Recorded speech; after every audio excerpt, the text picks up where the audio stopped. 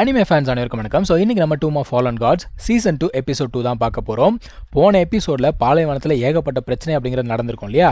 இப்போ இவங்க திடீர்னு கண் முழிச்சு பார்த்தா வண்டியில் இருக்காங்க. என்னடா வண்டியில் இருக்கோம் அப்படின்னு சொல்லிட்டு நம்ம ஹீரோ பார்க்குறான். ஒரு சிட்டியை நோக்கி தான் போயிட்டு இருக்காங்க. அவன் திடீர்னு என்ன யோசிச்சான்னு தெரியல, இவங்க 2 பேரையும் கூப்பிட்டுட்டு கீழே இறங்கிட்டான். அதான் அந்த பொண்ணு கேட்குறாடே என்னடா பண்ணுற அப்படின்னு கேட்டா, இங்கே பாரு இந்த சிட்டியை நல்லா பாரு, நம்ம இதுக்கு முன்னாடி மாட்டினோம் இல்லையா அதே மாதிரி இருக்குது. எனக்கு தெரிஞ்சு அவங்களுக்கு இந்த சிட்டியை நல்லா தெரியும்னு நினைக்கிறேன். நம்ம உள்ளுக்குள்ளே போக வேணாம், ஸ்ட்ரைட்டாக நம்ம போக வேண்டிய டெஸ்டினேஷனுக்கே போயிடலாம் அப்படிங்கிறான். இப்போ அந்த இடத்துக்கு ஒருத்தன் வரான். இவன் யார் அப்படின்னு பார்த்தீங்கன்னா, அந்த பாலைவனத்தில் ஒரு கும்பல் வந்துச்சு இல்லையா, அந்த கும்பலோட தலைவன். இவங்கெல்லாம் வந்து மர்சினரி குரூப். அதான் அவன் சொல்கிறான், நீங்கள் பாலைவனத்தில் தவிச்சிட்டு இருக்கும்போது நான் தான் உங்களை காப்பாற்றினேன் அப்படிங்கிறான். அது மட்டும் இல்லாமல் நீங்கள் ஏதோ சிட்டிக்கு போகணும்னு சொன்னீங்கல்ல, இங்கேருந்து அந்த சிட்டி ரொம்ப தூரத்துக்கு இருக்குது, நீங்கள் வேணா என் கூட வரீங்களா சொல்லுங்கள், எனக்கு 30% டிஸ்கவுண்ட் கொடுத்தா கூட போதும் அப்படிங்கிறான். இவ பார்க்குறா, என்னது டிஸ்கவுண்ட்டா, என்னை பார்த்தா பிச்சைக்காரன் மாதிரி தெரியுதா உனக்கு அப்படிங்கிறா. காசு நிறைய இருக்குன்றதுக்காக இப்படி ஆடுறது. நம்ம ஹீரோ என்ன சொல்கிறான்னா, ஓகே நான் உன்னை ஹையர் பண்ணிக்கிறேன், ஆனால் எங்களுக்கு கண்டிஷன்ஸ் இருக்குது அப்படின்னு சொல்கிறான். என்னடா கண்டிஷன்ஸ் அப்படின்னு பார்த்தா, நீ வந்து எந்த ஒரு டவுனுக்குள்ளேயும் போகக்கூடாது, யாருமே போகாத பாதை இருக்கும் இல்லையா அந்த பாதையில் தான் ட்ராவல் பண்ணணும். அது மட்டும் இல்லாமல் எங்களுக்கு புது துணிகள் அப்படிங்கிறத வாங்கி தரணும், அதுக்கப்புறம் எங்களோட இன்ஃபர்மேஷன் வெளியிலே தெரியக்கூடாது அப்படிங்கிறான். அவனும் பார்க்குறான், ஓகே சூப்பர் ஒன்றும் பிரச்சனை இல்லை அப்படின்னு சொல்லிட்டு இப்போ பயணம் பண்ண ஆரம்பிக்கிறாங்க.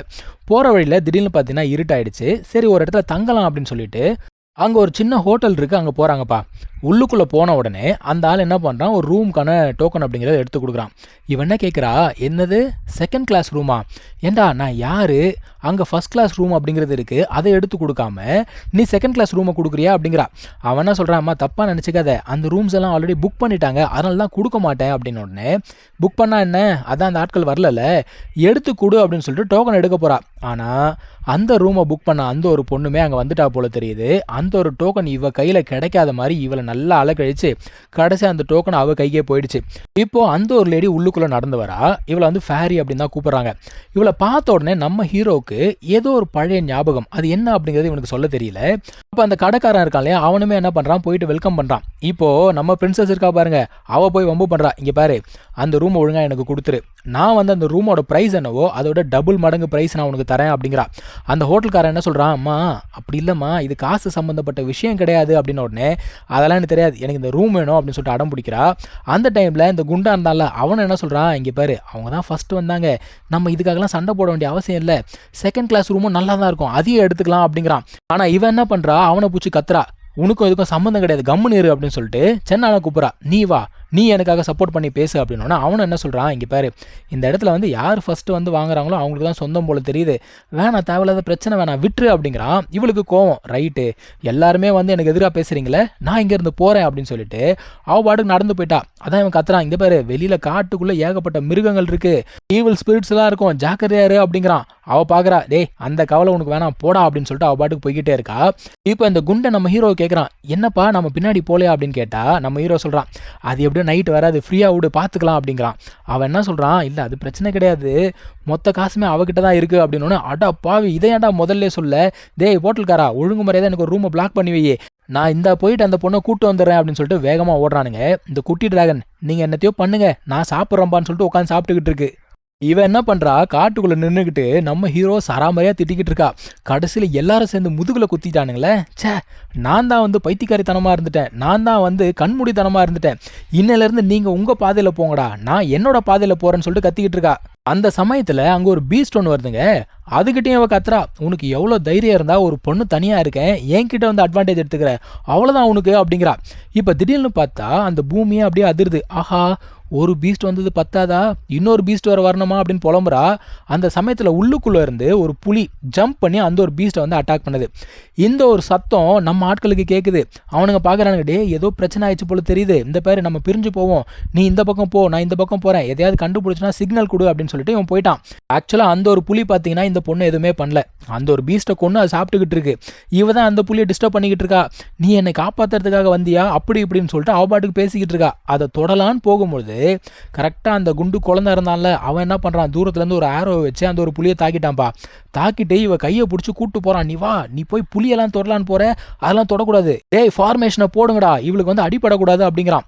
உண்மையை சொல்லணும்னா அது பாட்டுக்கு தான் உண்டு தான் வேலை உண்டுன்னு இருந்துச்சு. ஆனால் இவனுங்க தேவையே இல்லாமல் அதை சீண்டி விட்டானுங்க. இப்போ தான் அது வந்து இவங்களை எதிர்த்து அடிக்க ஆரம்பிக்குது. இவன் என்ன பண்ணுறான், இப்போ பாரு என்னோட ஆரோ எப்படி போய் தாக்க போகுது அப்படிங்கிறான்.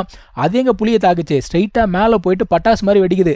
அதான் அந்த பொண்ணு கேட்குற, டேய் ஏதோ தாக்கம் அப்படின்லாம் சொன்னேன், அது சிக்னல் ஃபயரா அப்படிங்குது. ஆக்சுவலாக அது சிக்னல் ஃபயர் தான், நம்ம ஹீரோ தானே சொன்னான் கண்டுபிடிச்சா சிக்னல் கொடுன்னு, அதுக்கு தான் அவன் அதை பண்ணான். இவங்க 2 பேரும் பயங்கர வேகமாக ஓடிக்கிட்டு இருக்காங்க. இவங்களை விடாமல் பின்னாடியே அந்த ஒரு புலியும் தாக்கிறதுக்காக வந்துக்கிட்டே இருக்கு. இந்த ஒரு பிரின்சஸ் பார்க்குறா, இதெல்லாம் வேலைக்கு ஆகாதுன்னு சொல்லிட்டு அந்த ஒரு புலிகிட்ட சண்டை போடுறா. அவன் என்ன சொல்கிறா, இங்கே பாரு, எனக்கு தெரியும் அவங்க தான் உன்னை பயம்படுத்திட்டாங்க அப்படிங்கிறது எனக்கு தெரியும், ஆனால் நீ இப்படியே பண்ணிக்கிட்டு இருந்த, உன்னை நான் சும்மா விட மாட்டேன் அப்படிங்கிறா. இப்போ அந்த புலி என்ன பண்ணுது, ஒரு லைட்னிங் பவர் அப்படிங்கிறத யூஸ் பண்ணி அட்டாக் பண்ணுது. திடீர்னு நம்ம ஹீரோ என்ன பண்ணுறான், வந்து அதை தடுத்து விட்டுறான். இப்போ அவன் என்ன சொல்கிறான், இங்கே பாரு அந்த புலியை வந்து காயப்படுத்துறாத அப்படிங்கிறா. இருந்தாலுமே அவன் வந்து சண்டை போடுறாங்க, பயங்கரமாக அடிச்சிடறான்னு வச்சுக்கோங்க. இவன் வந்து அவன் மண்டையிலே அடிக்கிறா. ஏன்டா நான் என்ன சொன்னேன், காயப்படுத்தாதுன்னு சொன்னனா இல்லையா அப்படிங்கிறா. ஆனால் அந்த ஒரு புலிக்கு எதுவுமே ஆகலை, அது இவால்வ் ஆயிடுச்சு. அதுக்கு வந்து பார்த்தீங்கன்னா ரக்க முளைச்சிடுச்சு, ஒரு ஹார்ன் அப்படிங்கிறது இருக்குது. இவனுங்க பார்க்குறானுங்க, என்னடா இவால்வ் ஆகி வந்து நிற்கிது அப்படிங்கிறானுங்க. அது மறுபடியும் ரொம்ப பவர்ஃபுல்லான ஒரு லைட்னிங் அட்டாக் அப்படிங்கிறத யூஸ் பண்ணுது. இந்த அட்டாக்கோடைய சத்தம் அந்த ஒரு ஹோட்டலில் தங்கிட்டு இருக்கால பொண்ணு, அவள் வரைக்கும் கேட்குது. அவளே வந்து பார்த்தீங்கன்னா எட்டி பார்க்குறா என்ன நடக்குதுன்னு சொல்லிட்டு. இவனுங்களா அடிச்சு பிடிச்சி ஓடிக்கிட்டு இருக்காங்க. பிரின்சஸ் கத்திக்கிட்டே வரா, நான் அப்பயே சொன்னேன் அந்த புலியை சீண்டாதன்னு சொன்னேன், கேட்டியா அப்படின்னு சொல்லிட்டு கத்திக்கிட்டே வரா. இவனுங்களா இப்படியே கத்திக்கிட்டே ஆளுக்கு ஒரு பக்கமாக ஓடிக்கிட்டே இருக்கானுங்க. அந்த ஒரு புலியும் விடாமல் துரத்திக்கிட்டே இருக்கு. ஒரு கட்டத்தில் நம்ம ஹீரோ என்ன பண்ணுறான், கையில் போ எடுத்து அட்டாக் பண்ணலாம் அப்படின்னு பார்த்தா வேற யாரோ அட்டாக் பண்ணுறாங்க. அந்த ஒரு பொண்ணு இருந்தாலும் ஃபேரி, அவள் தான் வந்து அட்டாக் பண்ணுறா. அந்த ஒரு புலி கூட சண்டை போட ஆரம்பிக்கிறா. இப்போ இவங்க பார்க்குறாங்க, இந்த பொண்ணு எதுக்குடா இங்கே வந்தா அப்படின்னு சொல்லிட்டு பார்த்துக்கிட்டு இருக்காங்க. அவளுக்கும் அந்த புலிக்கும் பயங்கர ஆக்ரோஷமான ஒரு சண்டை அப்படிங்கிறது போயிட்டு இருக்குங்க. இவங்க என்ன யோசிக்கிறாங்கன்னா, அந்த ஒரு ஃபேரியால் தனியாக சமாளிக்க முடியுமா அப்படின்னு சொல்லிட்டு யோசிக்கிறாங்க. ஏன்னா அந்த புலி வந்து பயங்கர ஸ்ட்ராங்காக இருக்குது. இந்த பொண்ணு நான் ஹெல்ப் பண்ணுறேன்னு சொல்லிட்டு போகிறா. ஆனால் வந்து நம்ம ஹீரோ தடுத்துடுறான். அவன் என்ன சொல்கிறான், இரு, அவள் வந்து ரொம்ப ஒரு விசித்திரமாக இருக்கா, அது மட்டும் இல்லாமல் எனக்கு ஏதோ நிறைய ஞாபகங்கள்லாம் வந்து போகுது அப்படிங்கிறான். ஒரு கட்டத்தில் இவங்க எதிர்பார்த்த மாதிரியே அந்த ஒரு புலி வந்து பார்த்தீங்கன்னா எதிர்த்தடிக்க ஆரம்பிக்குதுங்க. ரொம்ப ஸ்ட்ராங்கான ஒரு அட்டாக் அப்படிங்கிறத யூஸ் பண்ணுது. அந்த சமயத்தில் நம்ம ஹீரோ உள்ளுக்குள்ளே போந்து அந்த போ இருக்கு இல்லையா, அதை யூஸ் பண்ணி அட்டாக் பண்ணுறான். அப்போ அந்த புலி வந்து கீழே விழுந்து பழைய நிலைக்கு வந்துடுது. அந்த ஃபேரி என்ன பண்ணுறான்னா, உடனே அதை கொல்லணும்னு சொல்லிட்டு ட்ரை பண்ணுறா. நடுவில் நம்ம பிரின்சஸ் போய் நின்றுறா. அவள் ஆக்சுவலாக பார்த்தீங்கன்னா புலியை வந்து கொல்ல விட மாட்டேங்கிறா. அவள் என்ன சொல்கிறா, புலி மேலே தப்பு கிடையாது, நம்ம தான் ஃபஸ்ட்டு அட்டாக் பண்ணோம், அது ஃபஸ்ட்டு அட்டாக் பண்ணல அப்படிங்கிறா. ஸோ மொத்தமாக என்ன நடந்தது அப்படிங்கிறது எல்லாத்தையும் சொல்ல ஆரம்பிக்கிறா. இவள் வந்து காட்டுக்குள்ளே நடந்து போனது, அப்போ ஒரு பீஸ்ட் இவளை அட்டாக் பண்ணலான்னு வந்தது. இந்த ஒரு புலி வந்து அந்த பீஸ்ட்டை அட்டாக் பண்ணி அந்த பீஸ்ட்டை தான் சாப்பிட்டுட்டு இருந்துச்சு. இவள் அது எதுவுமே பண்ணல. இந்த கதை எல்லாத்தையும் சொல்லிக்கிட்டு இருக்கா. நம்ம ஹீரோ என்ன சொல்கிறான்னா, ஆமாம் அது முதல்ல ஸ்நாக்ஸை சாப்பிட்டு அதுக்கப்புறம் உன்னை சாப்பிட வந்திருக்கோம் அப்படிங்கிறான். ஆனால் இவன் என்ன சொல்கிறா, வாயை மூட்டு நான் என்ன சொல்கிறேன்னு கேளு, இவ்வளோ நேரம் அது சண்டை போட்டதில் யாராவது ஒருத்தர் அது கொன்னுச்சா, யாரையுமே கொல்லலை, அது வந்து தன்னை டிஃபெண்ட் பண்ணியிருக்கா, அவ்வளோதான் அப்படின்றா. சரி என்னதான் நீ பேசினாலும் இது ஒரு பீஸ்ட், இதை நம்ம சும்மா விட முடியாது. இங்கே பாரு என்னோட கத்தி வந்து ரொம்ப வேகமாக இருக்கும், அதுக்கு வழியே இல்லாத ஒரு மரணத்தை நான் கொடுக்குறேன் அப்படிங்கிறா. இருந்தாலும் நம்ம பிரின்சஸ் போய் தடுக்கிறாப்பா. நம்ம பிரின்சஸ் என்ன சொல்கிறான்னா, இந்த ஒரு புலி எனக்கு மவுண்டாக வேணும் அப்படிங்கிறா. அதாவது லிட்டலாக ஒரு பெட்டு மாதிரி. இவளோட சிஸ்டர் கிட்ட லெப்பர்ட் இருக்கு, ஸோ எனக்கு இந்த புலி வேணும் அப்படிங்கிறா. எல்லாம் ஓகே தான், ஐடியாலாம் நல்லா இருக்கு, ஆனால் அது எப்படி செய்யறது அப்படின்னு சொல்லிட்டு நம்ம ஹீரோ கேட்குறான். அவன் என்ன பண்ணுறா, அந்த புலிகிட்ட போய் பேசுகிறாப்பா, நீ வந்து எனக்கு மவுண்டாக வந்துடுறியா, நம்ம 2 பேரும் ஒன்றா சேர்ந்து வாழ்க்கை ஃபுல்லாக பயணம் பண்ணலாம், ஜாலியாக இருக்கலாம், நிறைய சாப்பிட்லாம், சந்தோஷமாக இருக்கலாம், அப்படி இப்படின்னு சொல்லிட்டு பேசிக்கிட்டே இருக்கா. நம்ம ஹீரோ பார்க்குறான், டேய் நீ பேசுனதெல்லாம் முதல்ல அதுக்கு புரியுமா, அதுக்கு மட்டும் புரிஞ்சிடுச்சுன்னா இன்னைக்கு நைட் நான் வெளியில் தூங்குறேன் அப்படிங்கிறான். இவன் சொல்லி கூட முடிக்கல, அதுக்குள்ளே அந்த புலி பார்த்தீங்கன்னா அப்படியே சின்னதாக மாறி க்யூட்டாக மாறிடுச்சு. நம்ம ஹீரோ பார்க்குறான், என்னது இப்படி பண்ணால் கூட வேலை செய்யுமா அப்படின்னு சொல்லிட்டு பார்க்குறான். இப்போ இவங்க எல்லாருமே கிளம்பி என்ன பண்ணுறாங்க, மறுபடியும் ஹோட்டலுக்கு போகிறாங்க. ஹோட்டல்காரன் கலாய்க்கிறான், ஏதோ ஒரு பொண்ணு நம்ம ஹோட்டல் தங்க மாட்டேன்னு போனாலே, எங்கே அந்த பொண்ணு அப்படின்னு சொல்லிட்டு நக்கல் பேசுகிறான். இப்போ அந்த ஃபேரி என்ன சொல்கிறா, இல்லை அந்த ஃபஸ்ட் கிளாஸ் ரூமை வந்து இவளுக்கே கொடுத்துருங்க அப்படிங்கிறா. இப்போ இவன் என்ன சொல்கிறானா, அதெல்லாம் ஒன்றும் தேவை கிடையாது, ஃபஸ்ட் கிளாஸுக்கு செகண்ட் கிளாஸுக்கு ஒன்றும் பெரிய வித்தியாசம் இல்லை, எனக்கு செகண்ட் கிளாஸ் ரூமே கொடு, ஒரே ஒரு ரூம் கொடு, எவனோ ஒருத்தன் வெளியில் தூங்குறான் அப்படின்னா போடா வெளியில் அப்படின்னு சொல்லிட்டு துரத்தி விட்டுறா. இப்போது போகிறதுக்கு முன்னாடி நம்ம ஹீரோ அந்த ஒரு ஃபேரி கிட்ட ஒரு கேள்வி கேட்குறான். அவங்களுடைய ஆன்செஸ்டர் ஒருத்தங்க இருப்பாங்க, அவங்க பேரை சொல்லி கேட்குறான். அந்த பொண்ணு என்ன சொல்கிறா, நீ வந்து எங்கள் ஆன்செஸ்டர் பற்றி பேசுகிற, இந்த மாதிரி மரியாதை இல்லாமல் பேசாத அப்படின்னு சொல்லிட்டு அவள் போயிட்டா. என்னத்த மரியாதை கொடுக்குறது, அவளால் தான் இவனுடைய பவர் எல்லாம் போச்சு. 10,000 வருஷத்துக்கு முன்னாடி இவன் ஏன் செத்து போனான் அப்படின்னு தெரியல, இப்போ எதுக்கு மறுபடியும் உயிரோட வந்திருக்கான் அப்படிங்கிறது தெரியல, எங்கடா நான் போய் பதில் தேடுறதுன்னு சொல்லிட்டு நின்றுட்டு இருக்கான். ஸோ இங்கே தான் இந்த எபிசோட் முடியுதுங்க. நம்ம அடுத்த எபிசோடில் மீட் பண்ணலாம். தேங்க்யூ ஸோ மச் ஃபார் வாட்சிங். Take care. பை.